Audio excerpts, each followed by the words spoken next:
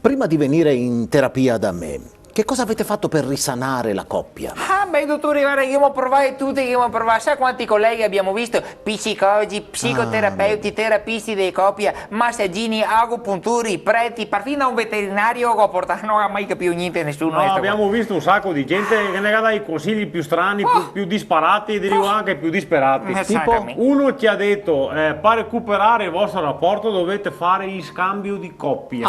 E l'avete fatto? Certo che abbiamo fatto, abbiamo provato, se ne dice noi proviamo. E com'è andata? Com'è andata? Siamo andati su sto locale. Sì. Abbiamo fatto quello che bisognava fare, sto scambio di coppia.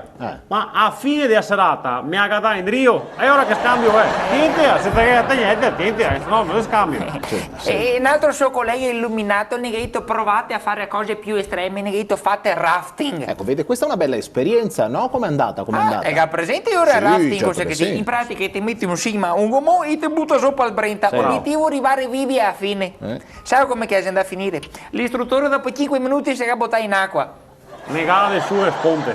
Io, sottoscritta in Scantamburlo, mi sono cattata insieme a un sasso con una copertina tipo terremotati. E invece il cancro di mio marito, le sue ricerche sono durate 48 ore con gli elicotteri e alla fine gli era dentro un baretto in Valsugana a triosugare a buracco.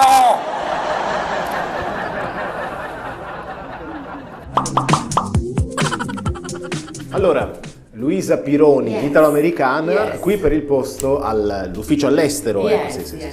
Se può parlare anche in italiano, io sa che le sono grato. Quello che te è, More dear you. cioè per me se stessi identica roba inglese diretto, More dear. More dear. più caro, quello che te è più caro sì. Più caro, certo. Beh, Dog of the vabbè. pig. Come scusi? Dog of the pig. Casa al porco. Ecco, sì. Allora, lei tra l'altro vedo che ha fatto una bellissima esperienza all'estero, a Hollywood addirittura. È una cosa curiosa. Ma vedete che sono stato scusami? Hollywood, c'è scritto sul suo Maria, mi scusa se mi permetto, ma sta pronuncia amatoriale qua non si può sentirla, dai. Hollywood. La pronuncia corretta, giusta? Hollywood. No, Hollywood. No, invece non Scusa se mi permetto, ma se sente tutto l'accento veneto, te vergi a bocca, diavolo qua. Ma ti dà per fin fastidio voi qua? Sì. Fa un corso di addizione, Dizione. No, ti te ne vuoi di più ancora? Ecco, sì. Beh, ogni modo... Com'è stata questa Hollywood? Quella lì. Com'è? Periodo meraviglioso. Bello. Tanti pensano che te vai a Hollywood e vedi le ville dei VIP, dopo ti puoi voltare con la macchina e andare a casa. E invece no? No. Tanti pensano che quando che vai a Hollywood. e hai visto gli studi cinematografici ti puoi voltare con la macchina e andare a casa? No. Tanti pensano che quando che vai a Hollywood e hai visto la cultura cinematografica, la mentalità delle persone, ti puoi voltare con la macchina e andare a casa?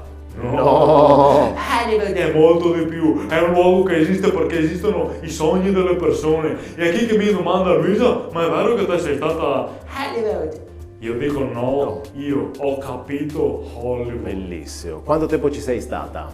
Un weekend dopo mi sono rotto i maroni, sono a casa, perché...